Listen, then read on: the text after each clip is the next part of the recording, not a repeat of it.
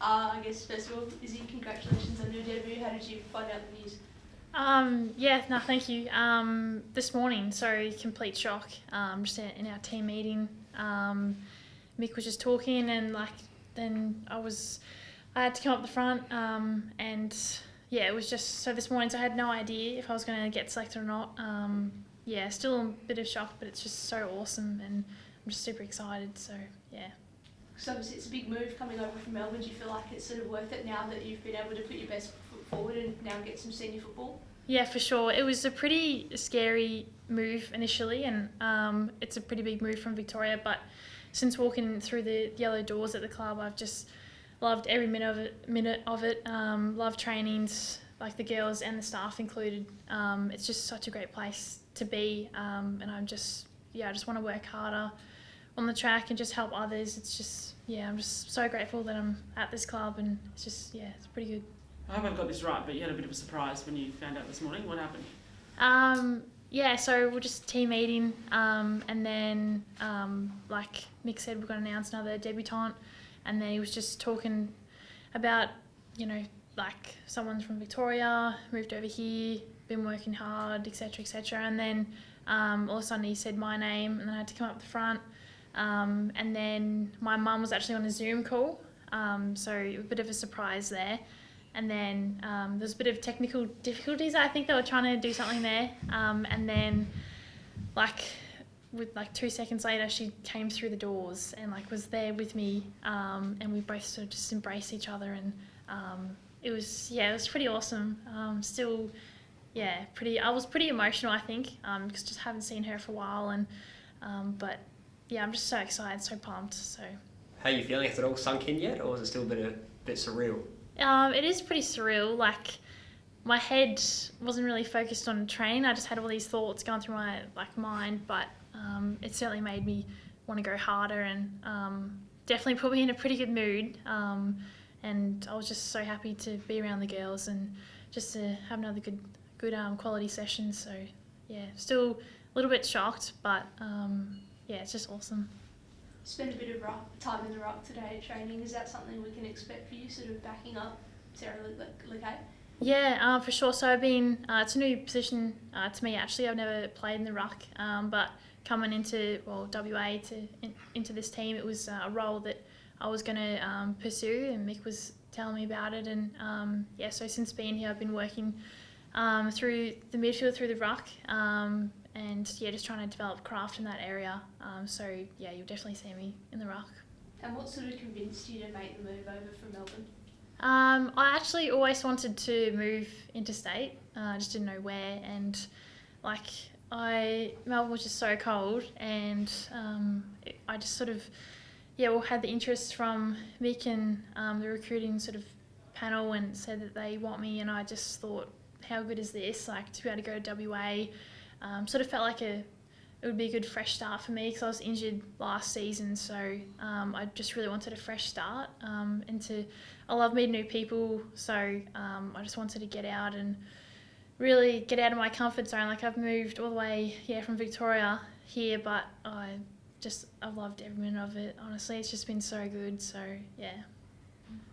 And Michael, what was the deciding factor in announcing her debut this weekend? Yeah, I think the work that she's put in over the pre-season. So we've obviously got a spot available for the ruck, and the work Izzy's done since she's been here with her craft, like she just spoke about, her willingness to work, come in on her days off, work with coaches, whether it's watching vision or in the shed doing some extra work, has really paid off for her. And we're just rapt to see where this journey takes her. I mean, 2 years on an AFLW list, and for not playing a game, although one of those years was, done by injury. The rewards are now starting to come for someone who's willing to work, and that's what Izzy's done since she's been here. Port Adelaide this weekend. Do you feel like it's a test of where you guys are at, given they're an expansion club? Yeah, a little bit. I mean, we're under no illusions how hard it is when you come into a competition. That was us 3 years ago, and we're still struggling to come to terms with it. But we think we've improved our group this year. We've turned over our list. We've got a good young list now that'll come through together, but it's taken us time to get that list together. So, it's going to be tough for Port. It's going to be, a really good game. It's going to show us where we're at, and we'd like to think that we can get the win on the weekend, but we've got to play 4 quarters of good, strong footy to be able to do that. One of the consistencies is actually yourself, 4 years, and this is your second time as coach. Previous coaches before have been a bit of change. Do you think bringing the coach again is going to help bring the group together? Yeah, I think so. And even speaking to a couple of the leaders, just that messaging, and they're sort of more aligned with what I'm after and what I'm coaching. And it's not only me. It's we've got assistant coaches that have been here for the second year. We've got Michelle Cowan, head of football. She's been here for the second year. Our fitness guy, Wes, who's run a fitness program now for 2 years, which has never been done before. So the continuity in the group, not just the playing group, but in our staff, is been huge. So we think there'll be benefits on the back of that this year and the years to come. Jess Sagineri, coming in, what experience does she bring and what do you expect for this weekend?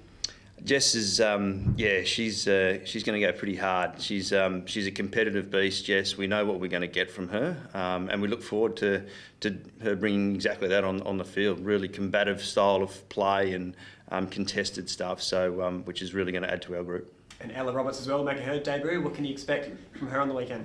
Yeah, I think Ella's going to be a really good player for us. But we've got to understand that Ella's 18. And she's never played AFLW before. This is going to be her first game. So, she'll play forward. She'll play a bit of mid-time for us as well. But we can't expect the world from Ella too soon. So I know she's really determined and she wants to go far in her footy career, and she will, and it will take time. So we just got to be a little bit patient with her, but excited to see what she brings on the weekend. Expecting a few more debuts this weekend. Are you running out of surprises to spring on players? No more school visits? Yeah, there will be, well, just on numbers, it tells you there's going to be more on the list turnover that we had last year. So we'll get to those girls probably tomorrow. I think I've run out of school visits and flying parents in, so just have to do the stock standard team meeting one, I think, from now on. And obviously there's been a lot of talk about improvement and you guys wanting to sort of take that next step. What does that look like in practicality? Is it that win-loss ledger improving? Or? Yeah, I think if we're moving forward, we're obviously winning more games than we have in the previous 3 seasons. We've worked really hard with our group on improving our fitness.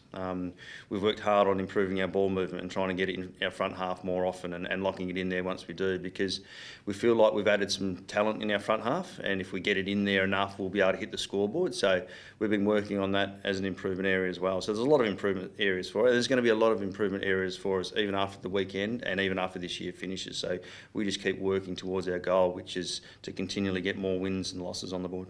What do you expect from Port Adelaide? They've got their expansion club, but they do have some stars.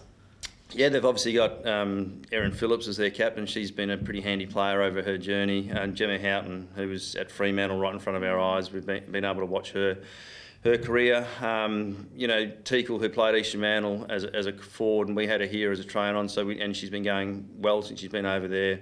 Abby Darrick through their midfield shows a little bit in the game that I saw. So, yeah, although they've got 2 big names, there's more than that to their team, and we've got to understand that. And if we just focus on 2 players, well, we're kidding ourselves. So, looking forward to. We've got a few things that we've looked at on only going on 1 game though, but a couple of things that stood out to us that we'll focus on heavily. And Isabella, what are your thoughts on Port Adelaide? It'll be interesting to see. Obviously, they're a new expansion team, so it'll be pretty cool to line up against some of those more experienced players like Erin Phillips. But I think we'll expect them to be very hungry and determined, and they'll definitely give us a good run. But I'm just sort of for me, just super excited to run out and be a part of it and really soak it in. So I'll be enjoying every minute of it. But should expect a pretty hard contest battle. So yeah. And Mick, just lastly, there's obviously a very healthy squad heading into round 1. Lots of players to select from. How important is that to sort of have a full squad at your disposal? Yeah, it's important, but for me, the history, and I've only been here in my second season, but going into round 1 last year, out of a squad of 30, we had 30 to pick from, which is good, and it means there's pressure on spots, but we didn't get the wins and losses that we thought we might. Really handy to have a full squad to pick from, but it doesn't necessarily reflect in your win-loss, if that makes sense. But we'd rather have more pick from than less, if that makes sense. How does this pre-season compare to last pre-season?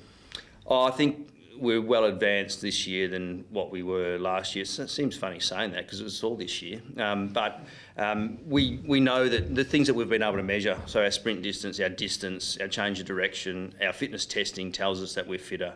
And I think that's a twofold thing because some girls that aren't with us anymore, for one reason or other, you know, a couple of them that were over 30, their bodies were a little bit banged up, so their running ability wasn't as strong.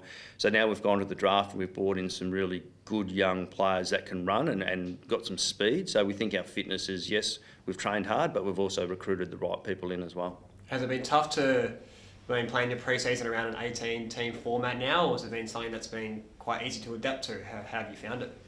Doesn't make any difference to our pre-season how many teams are in the comp, and we just trained a lot harder than we did last year, and the amount of teams for us is irrelevant. We just know what we need to do, and that is train hard, and that's what the girls have done. And there was a real sense of burnout at the end of last season with COVID hubs, you know, the heat, all factoring into a monster of a season. Do you feel like the break's been enough for the girls to sort of recover and reset for this one? Yeah, I think the turnaround's been good for us because we need to get back on the horse straight away after finishing down the bottom. So there'll be no hub and there'll be no heat, so there'll be no burnout, and we'll be fine come round 10 of the season as well. So.